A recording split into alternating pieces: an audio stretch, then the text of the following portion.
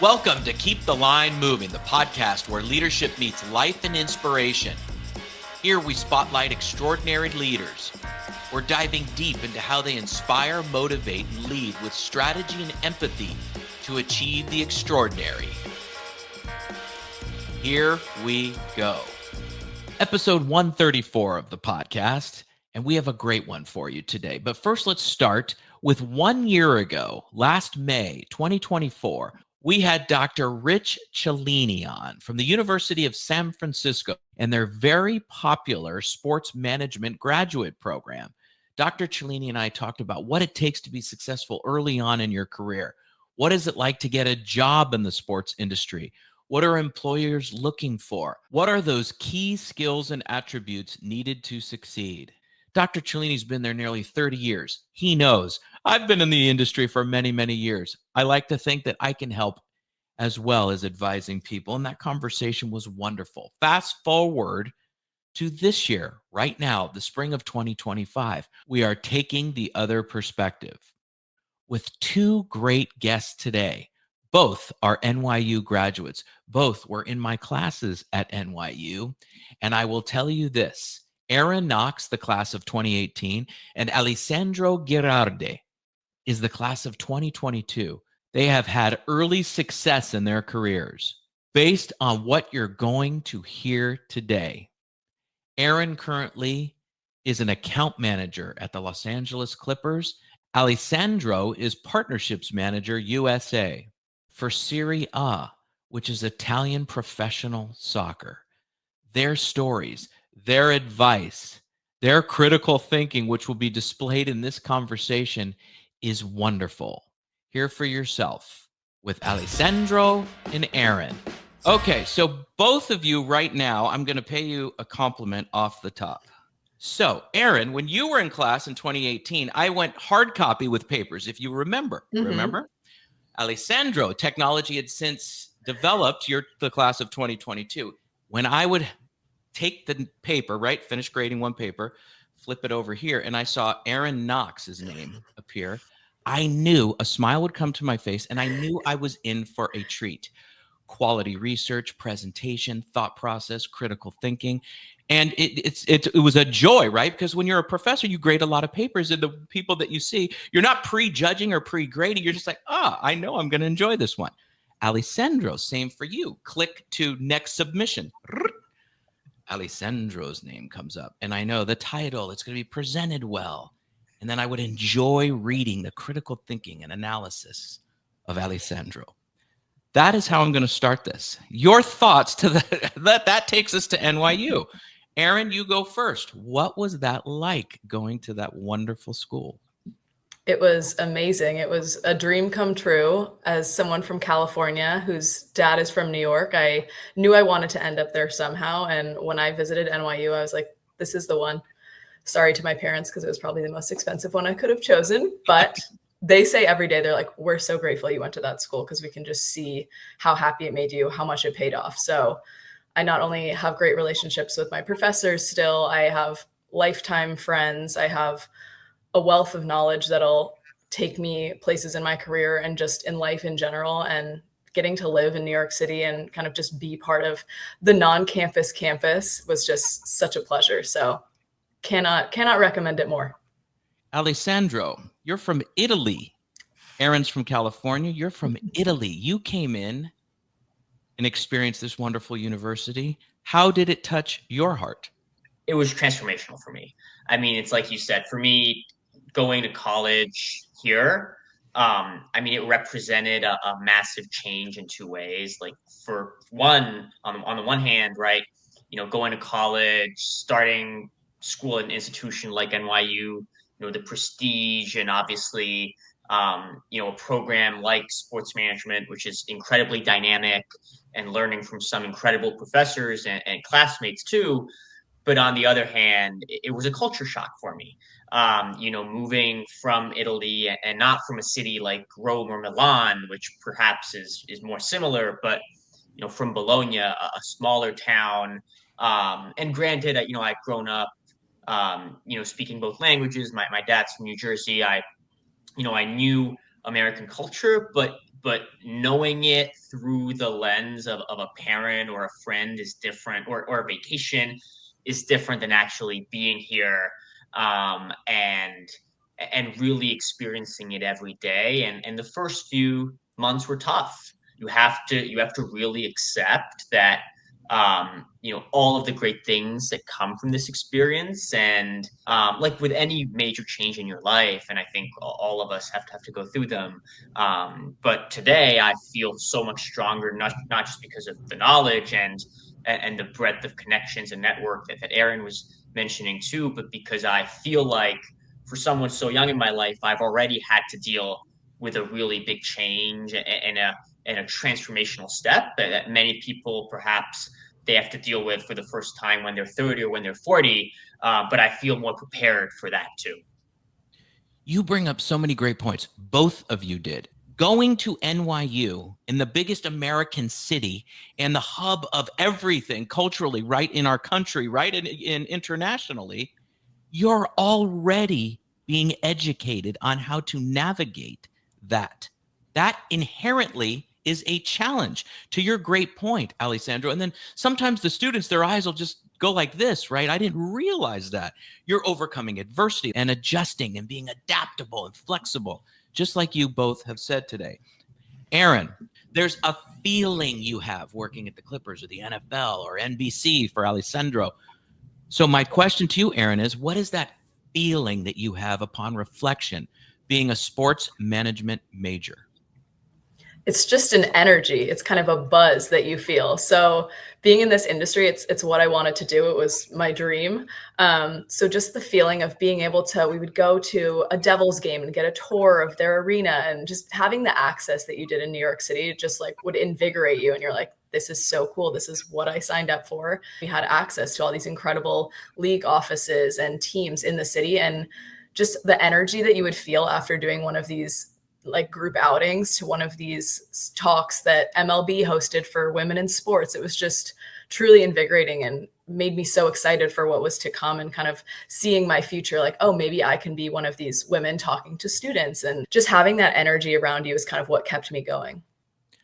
What about guidance from the professors? And this is, hey, everybody listening out there, this is not an infomercial on NYU. Believe me, we're going to get to more, but this is for people going to school, college, away to college in a few months in the fall, and giving them a blueprint. And this is also for the parents of those kids. I'm going to be one of them. My son is going to away to school in the fall as well. So this is a wonderful full circle moment. Alessandro, the role of the professors. I started NYU and I thought I was going to be in these massive classes of 200, 300 people. And I wasn't even going to be able to ask a question or talk to the professor or email them. And little did I know, right, our program was, everything but that. Starting from my intro class, which was maybe 30, 40 people, and everybody was asking questions and everybody was going up after class to ask follow-ups. And the professor would stay for 20, 30, 40 minutes, even if necessary, to get through all the questions. And you'd walk out with the professor and keep having a conversation. You'd go to office hours. And then because, it's a relatively tight-knit program, I think, with a lot of the classes you're with the same students, a lot of the classes you're with the similar professors too. And they were great too. Like I keep talking about, like, they were great professors. They were great teachers. And a lot of what I retain today from, my college days is because they imparted knowledge in a way. And obviously you yourself included, that I still to this day recognize, acknowledge, and use every day. To that point, that's a wonderful segue to the current day, right? Erin, you got your first job out of NYU. Take us on that journey with you and how you landed that first job. By the time I graduated, I did not yet have a job. Went home for the holidays, moved back, and was just doing the thing that everybody does once they graduate, and they're just sitting there and scrolling LinkedIn, scrolling Teamwork Online, all of the job sites, and just I was kind of applying everywhere.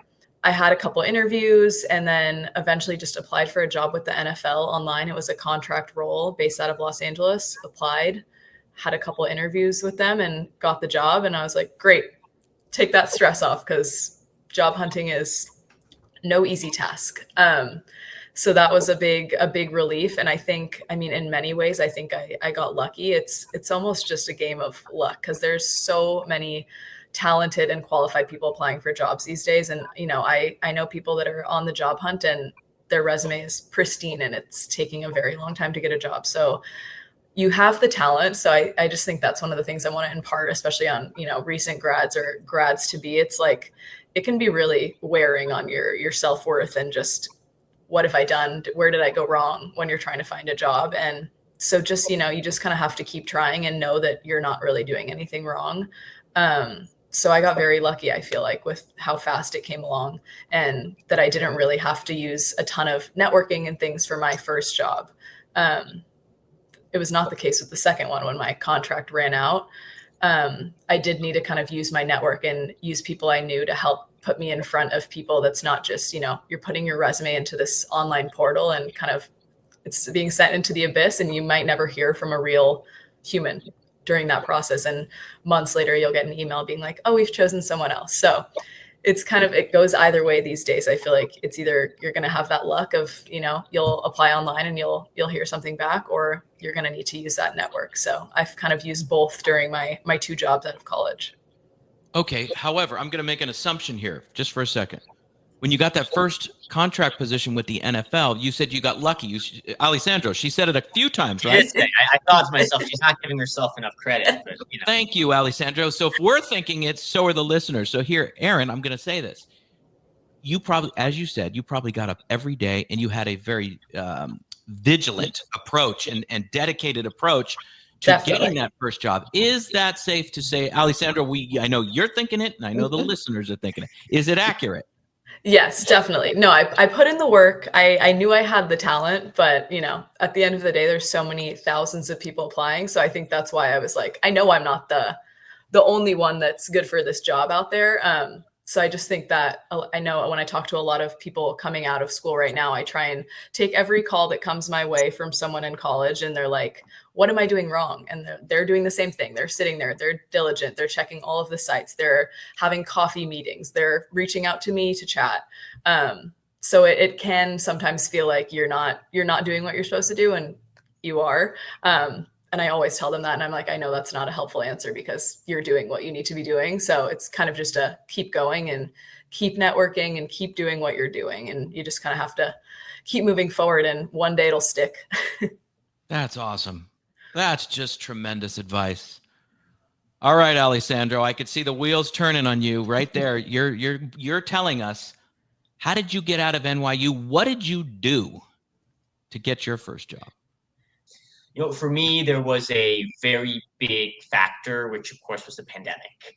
And that definitely was a curveball I didn't see coming. And, you know, in my senior year, I was actually back in Italy, but I did know that, you know, come the end of school, I wanted to go back to New York.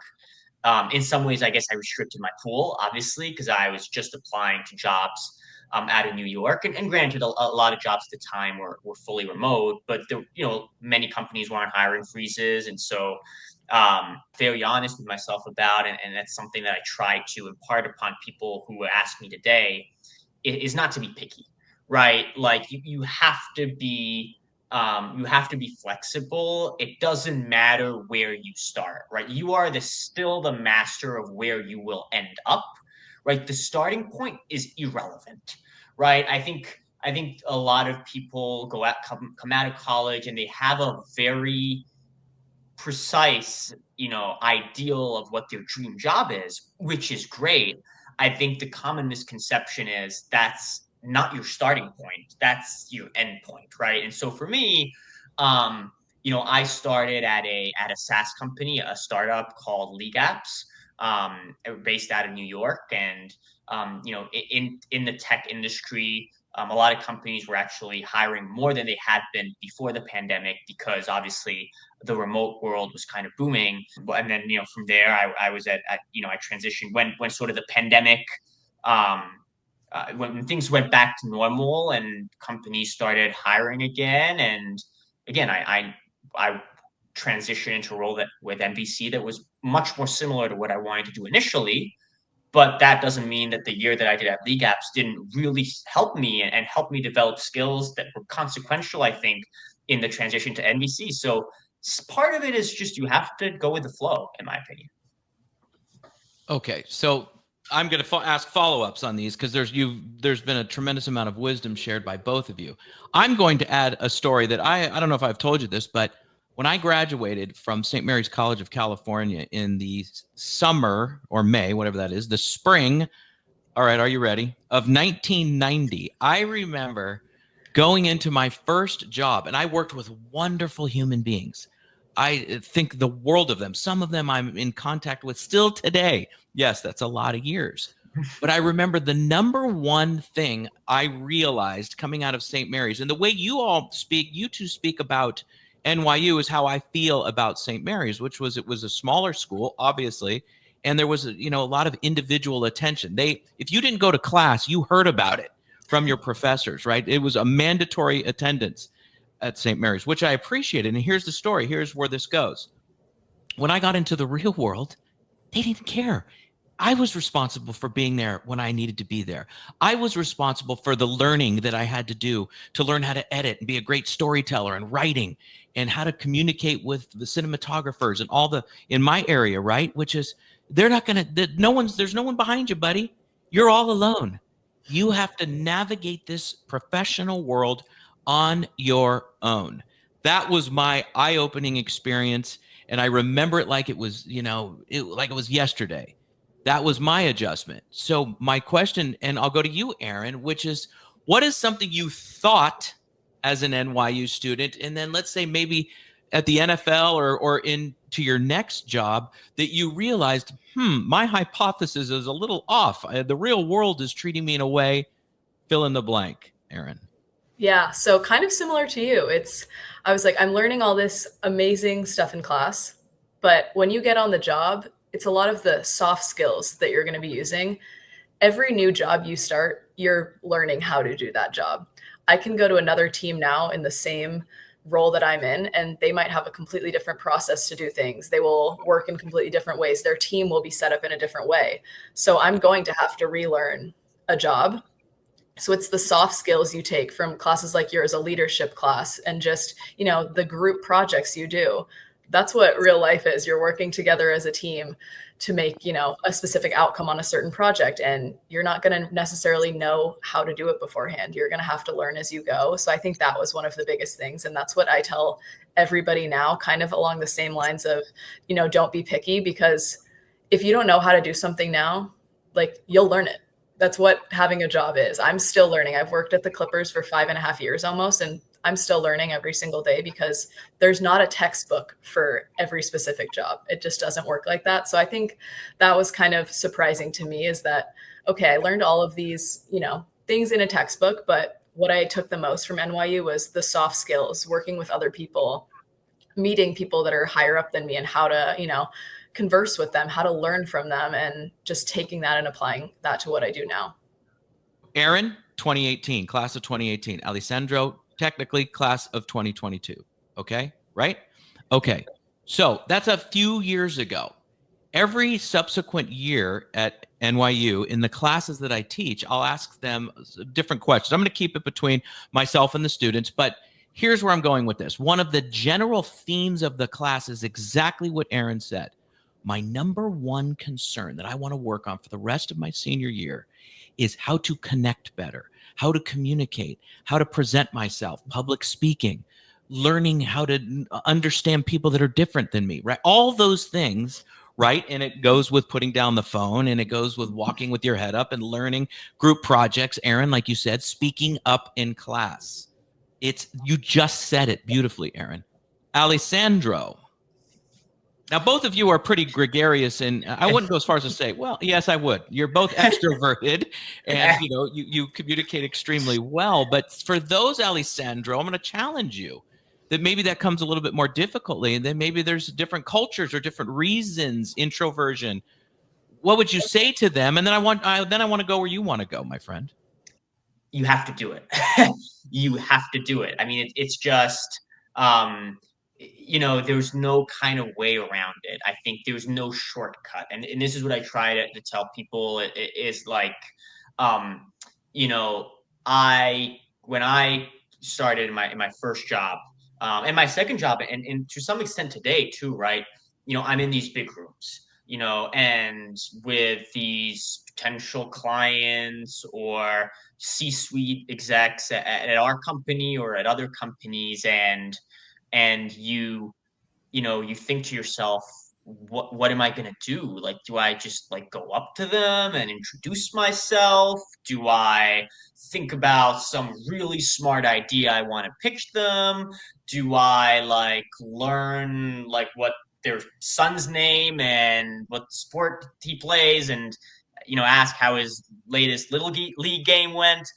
And the reality is, it doesn't matter what you ask them or what you do, as long as you go up to them and talk to them, right? Like, and this is what I guess, I try to impart upon people is like, it's the action, right? Like, you will learn over time, like as Erin was saying, the soft skills. It's going up to them and saying something which is going to make you stand out, you know, among everybody else. And I understand that for some people that is going out of your comfort zone.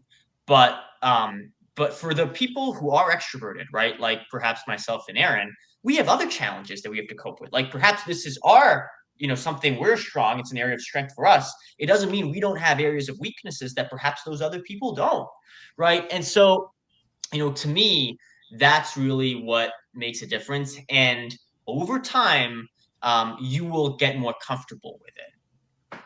Oh my gosh, this is so great. I am enjoying the heck out of this, by the way. I am really, really enjoying this. But okay, so here's why. Because in class, I will say all the time, I will say, raise your hand if you want to work in sports. These are sports management majors. All the hands go up. And I will say to them, to your point, Alessandro and Erin, but your most recent point, Alessandro, which is, and I wrote it down, you have to do it. So I say to them, unless you want to work in a little tiny office looking at a computer all day, you're going to have to communicate with people. It's inevitable. So keep your hands up if you want to get better at communicating with people. The hands will go back up. And then I will say, okay, for the next few months in this class, this is a safe space. Work on it. Make mistakes. Ask me questions. Erin, the LA Clippers. Yes. Talk about how you got that job, what your role is, the evolution, the promotions. Take us behind the scenes of Erin Knox as a Clipper. Absolutely. So almost 5.5 years ago, I started this job, and this was the one that I kind of needed to tap into my network to get. And I got really lucky, and the interview process went very fast. I remember one day I talked to the person that became my boss on the phone. She hung up and she called me back and she said, actually, can you come in right now and talk to the head of the department just so we can keep the process going? And I said, yep, getting in the car. So I think that was part of it too, like being flexible. You're going to be on someone else's schedule for a lot of the interview process. So that was a big thing I learned. But yeah, I think kind of talking about our last chat too, is that you realize people are just people. Even if they're higher up than you get to a point where you're like, okay, these are just normal people too that deal with the same things. So that's kind of my interview advice, is like, make it a conversation. It's not like there's not a bright light shining on you. You're not being interrogated. Make it a conversation. And I think that's kind of what helped me also, get this role with the Clippers. And 5.5 years ago, we were playing downtown for, I think, 4 months. And then the pandemic happened. And so I feel like I've lived many iterations of a basketball season with this team, between, starting as entry level, working my way up to manager, having a pandemic, and then moving into a beautiful state-of-the-art arena. And it's just one of those things where it's like I'm learning every single day. I think last summer was kind of a huge learning moment for all of us, because we were moving to the new arena and we were changing everything and kind of updating all of our processes and living in this new, highly technological world and arena. So it almost felt like I was starting over at my job, but I was doing it with people that I'd built a good relationship with. So it made it a little less, daunting. Where are you now as a professional? What's the number one thing you have learned in your time at the Clippers? Put that in. I'm going into my professorial. Sorry, everybody. Sorry, both of you and the listeners. What is put into one sentence what you've learned as a professional and where you are today? I think just being a kind and, not too overbearing person in the workplace. Like that's what I want out of leadership is, someone that understands that I'm a human being at the end of this. When I was having some health issues, my boss was so supportive and do what you need to do, go to the doctors, take a day off. And I just try and do the same on the people that I manage. Like yes, you should not condone like being late all the time or things like that, but it's real life. Like I'm late sometimes, my employees can be late sometimes, things like that. It's just being a normal, kind human being that realizes that, yes, your work is important, but it's not the end of the world. One of the most underrated words in leadership and in business, Erin said it a couple of times. Alessandro, I'm going to say it right now. Kindness. Alessandro, you could take this wherever you want. Talk to us about your evolution and where you are now, what your role is. And I know it, but I want everyone listening to know because it's really cool, the initiative that you're behind right now. Yeah, I mean, I was after being at NBC for about a year and a half. I transitioned into a role with Serie A, which is the Italian soccer league. So while at NBC, I was working on the Premier League business. But for me, growing up in Italy and obviously, being so close to Italian culture and everything that soccer represents in Italy, it was the opportunity of a lifetime to be able to work for the league that I really followed growing up, and that I spent so much of my time kind of admiring. And Serie A opened an office here at this point almost 3 years ago. What I was specifically hired to do was to oversee the commercial and partnerships business for the league, in North America. But we are a small office, and we're a satellite office, and this is a big market, and so I find myself doing a lot more than perhaps what was specified in my job description. At the start of my tenure here at Serie A, and I always say yes.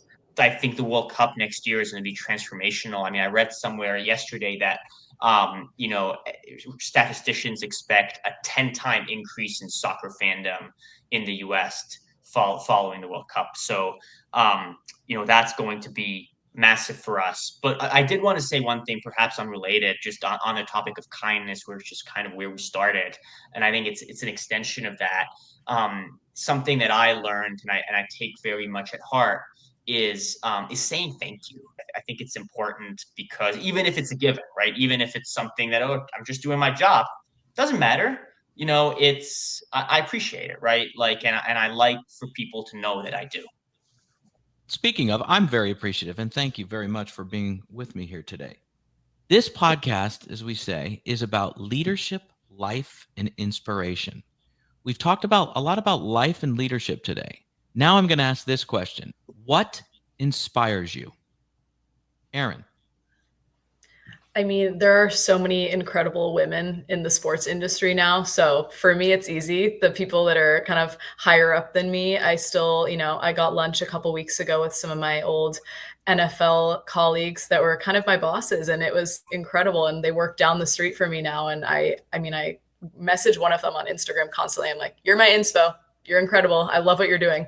And then I have people at the Clippers too. It's the same thing. It's these incredible women that kind of hit on all of the things I want to be. They are powerful. They're really good at what they do, but they're also just kind, normal, down to earth people. The Clippers, when I came in, my team was majority women, and that was incredible to see. And it's just such a privilege to be a part of. So that's why I try and pay it forward by taking those coffee meetings with especially women, but anyone, because it's like I want to pay it forward to the next generation because I've had the privilege of having people do that for me. So yeah, all of the amazing women in sports that are just doing it all. Absolutely. Love that. Alessandro, you're on the hot seat now. What inspires you? There's obviously people who inspire me, people who are very close to me, mentors who have been very close to me and have supported me. at difficult times, and I wouldn't do them justice if I didn't, recognize the support and the help and the inspiration that they've been. But, on a broader scale, again, having working in advertising, sometimes I see these campaigns, right? And, people think about advertising as this like money driven business that, is just profiting big companies, and they look at it sometimes as a shallow, cold, kind of practice.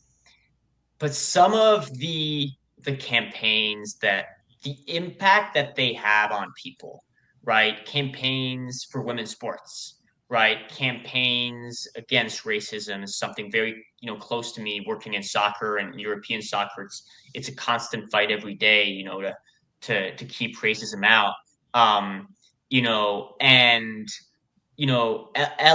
elevating some of these massive social issues and putting them on a platform and giving a chance, for everybody, no matter how engaged they are with that brand, to be a part of that fight and be a part of a movement that is really using sport as a vehicle for change. That inspires me. All right, one more and then we're done. Here we go, everybody. They're on the edge of their seats because I'm taking one from the traditional all-star questions. And Erin, you only have one sentence to answer this. Alessandro, one sentence. Here it is. We will get to all-star moments in just a second. To grow as a leader, you must make intentional choices about how you want to show up for yourself and your team. Are you ready to grow your leadership? The Gargano Leadership Group offers expert coaching, consulting, and workshops rooted in our 4 leadership pillars: curiosity, alignment, optimism, and self-awareness. Leadership starts with forging authentic connections, communicating your values, leading with energy and enthusiasm, and truly understanding yourself.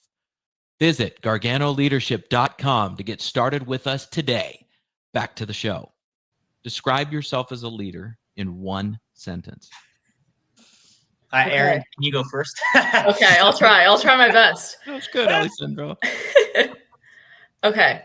I'd say as a leader, I'm empathetic, I'm open to suggestion, and I'm just here to support. Boom. I try to listen, and I really try to value the people that I work with as more than just coworkers or employees. And I try to make a difference, with what I do, and as little as it is, really believe in it and link it to my passions. All right, before we go, do you have any questions of me? I don't do this on the podcast, but because of our relationship and our roundabout educational background, the 3 of us, any questions of me before we go? I think I'm curious, like, what are the kids in college now? Kind of what are they most worried about leaving college? Like, where are their fears? Is it just the job hunt, or kind of what's the vibe in the classroom right now as people get ready to graduate? Good question. So yes, the job market is very different than it was back, right? Even just so recently as 2018, 2022, which is there, with AI and the way that algorithms work now, putting it to Teamwork Online or LinkedIn or even to the company directly, there doesn't seem to be, my assumption and research and listening to the students, like that personal connection, right? There's just so many. And then the term that I absolutely hate, and listen, we all have done it and I regret doing it. It's that ghosting. I can't stand that, and again, there's people out there, hey, Chris, you owe me an email. I get it. I'll get to it. But my point is that's just awful in the hiring process. It's just, come on. And you said it, Erin, earlier in our conversation today. You said you got some emails like a couple months later. Like, come on, everybody. If there's AI, then get it quicker. You hit the button a little sooner, right? So anyway, so that's their concern. And, I won't go as far as to say fear, but yeah, and again, it goes back to that thing we talked about, that major point, which is they really want to connect more. And I'm challenging them. And Alessandro, you said it. I'm going to go to that quote of yours again. You just have to do it. You've got to you can't, And here's one little anecdote, and then I'm going to, Alessandro, then you can ask whatever you want as well, which is, okay, I was talking to a student, I don't remember when, it was recently though, a few months ago, and I said, okay, so you're telling me, you're looking right at me, we're having a conversation in class about you're wanting to connect, and I noticed there were headphones, like, those really nice headphones, which I love, we all love them, and they were right on his desk there, and I said, well, when you leave this class tonight, are you going to walk out with your headphones on and your phone? Answer, yes. And I said, and I was just inquiring naturally, do you wear those when you walk on Fifth Avenue or University Avenue? Yes.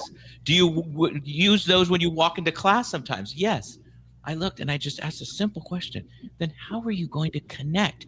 You're telling the world I'm not interested in listening or participating in any natural, informal conversation in my presence. You got to put yourself out there, to your point earlier, Alessandro. All right, I throw it to you, my friend. I'm gonna turn the table on you. You asked us to describe ourselves as leaders in one sentence. I'm gonna pay you back. I want you to describe yourself in one sentence. Look at this. I've never been. All right, so I emphasize kindness, listening, and caring about the person. When they leave my presence or the office or whatever the interaction is, I do not want them feeling ever less than. I want them empowered and full of energy to go tackle whatever it is that they want to do in that immediate moment or in totality in their careers. Have I failed at that? 1000%. But do I try all the time to not and read the room and be self-aware of my interactions? Too long of a sentence. That would be a run-on sentence. Kindness and caring is where I am right now in life, that are more important to me than anything. I love that. This has been amazing. I can't help myself. I'm so proud of both of you. You're just I just love this. This has just been, thank you so much. Thank you for having me. This was great. Yes, can't agree more.